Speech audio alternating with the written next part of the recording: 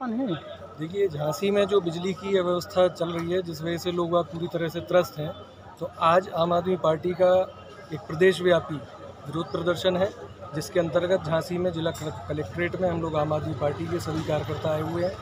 यहाँ पर हमने ये मांग रखी है कि झांसी, जिसको कि स्मार्ट सिटी में लिया गया है, और बड़ी बड़ी परियोजनाएँ, चाहे वो डिफेंस कॉरिडोर हो, बीडा हो, ये सब लॉन्च होने के बाद भी जो मिनिमम एक क्राइटेरिया है स्मार्ट सिटी का, उसको 24 घंटे बिजली तक देने में सरकार विफल है। तो ऐसे में ये बड़ी बड़ी परियोजनाएं कैसे सफल हो पाएंगी, ये हमारा एक प्रश्न है। इसके अलावा बुंदेलखंड में इतना ज़्यादा प्रोडक्शन हज़ारों मेगावाट का होता है और झांसी को ही बिजली ना मिले, झांसी के ही लोग एटीएम में सोने को मजबूर हो जाए, अस्पतालों में जो है मरीजों का ऑपरेशन रुक जा रहा है। तो इन सारी परिस्थितियों को देखते हुए हम लोगों ने कुछ दिन पहले भी आंदोलन किया था इलाइट चौराहे पे संयुक्त रूप से। उस पर कार्रवाई करते हुए चीफ इंजीनियर को हटाया तो गया था, लेकिन उतना ज़्यादा सुधार अभी तक नहीं हुआ है।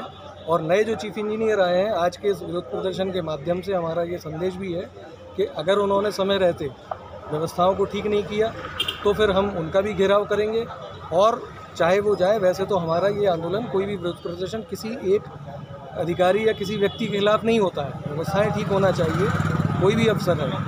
तो ये आज हमारी मांग है कि जिस तरह से जनता पूरी तरह त्रस्त है, जिस तरह से हज़ारों करोड़ रुपए आवंटित हुए हैं रख रखाव के लिए, और फिर भी कभी केबल फट जाती है, कभी कुछ हो जाता है। अब आने वाला समय मानसून का आ चुका है। कुछ टाइम पहले जब बिजली नहीं आ रही थी, लोग छतों पे सो सकते थे, आज कहाँ जाएंगे? सर, कुछ समय पहले जो धरना प्रदर्शन चल रहा था, पीडीए के काफ़ी लोग थे, तो अब वो क्यों साथ में नहीं है? आप देखिए, ये हमारा आम आदमी पार्टी का प्रादेशिक स्तर पे हमारे पार्टी के शीर्ष नेतृत्व के द्वारा दिया गया कार्यक्रम है, इसलिए ये हम अपना कर रहे हैं। बाकी तो सब लोग अपने अपने तरीके से जो करते हैं, संयुक्त रूप से बनता है तो हम लोग उसमें भी शामिल होते हैं। हम अपना कह सकते हैं कि अगर हमारे लिए कोई सामने नज़र आता है तो हम हर किसी के साथ खड़े होने के लिए तैयार हैं। अगर कोई दूसरा नहीं आ रहा है तो वो उसकी सोच होगी या उनका क्या एक्शन प्लान है वो जानते होंगे। हमको तो जब जहाँ मौका मिलेगा हम जनता के लिए खड़े होंगे। जो पूरे झांसी में और प्रदेश में बिजली की कटौती है, 2 मिनट के लिए बिजली जाती है, फिर 5 मिनट के लिए चली जाती है। इस तरह से पूरी रात ये बिजली का खेल चल रहा है। पूरी तरह से जो इंसान दिन में भी नहीं सो पा रहा, दिन में काम नहीं हो पा रहा और रात में सो नहीं पा रहा, बहुत बुरे हालात हैं। लोग बीमार हो रहे हैं, बच्चे, और उनका ऑपरेशन नहीं हो पा रहा। तो बिजली से तमाम समस्याएं हैं, उसकी निजात पाने के लिए हम लोगों ने आज राज्यपाल महोदया जी के नाम संबोधित ज्ञापन दिया है। हम लोग अपेक्षा करेंगे कि इनमें सुधार हो और जनता को राहत हो। क्या अधिकारियों ने क्या आश्वासन दिया? अब अधिकारियों ने आश्वासन दिया है कि हम आपके इस ज्ञापन को ऊपर तक भेजेंगे और फिर सुधार की गुंजाइश होगी। ठीक।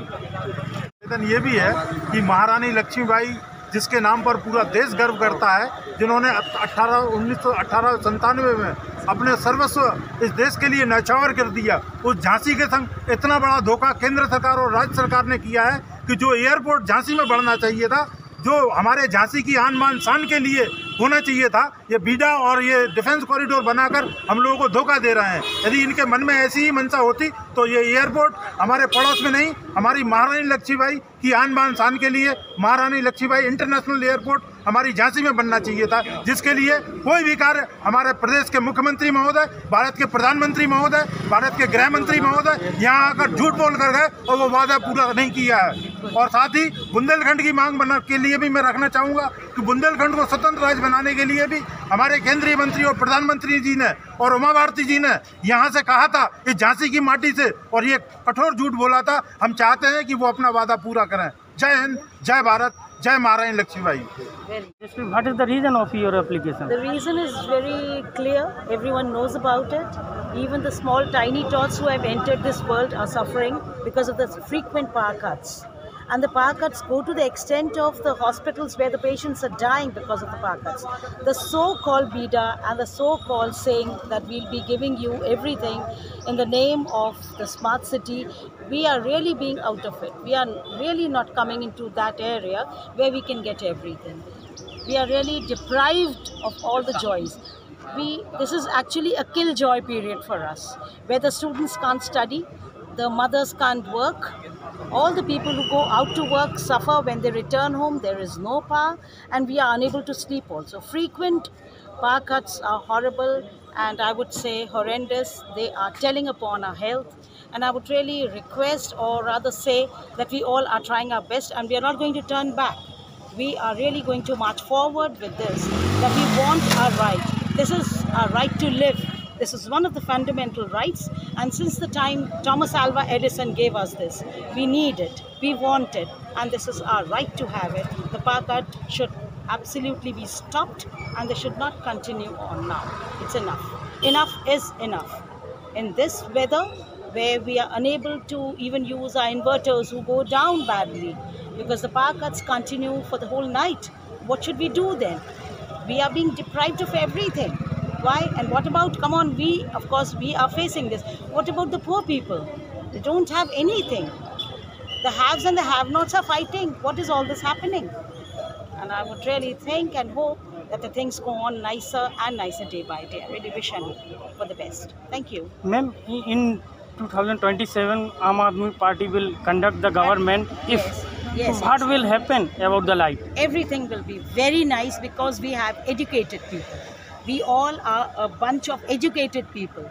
We know how to dream, and we know how to carry on out our dreams. We don't miss anything.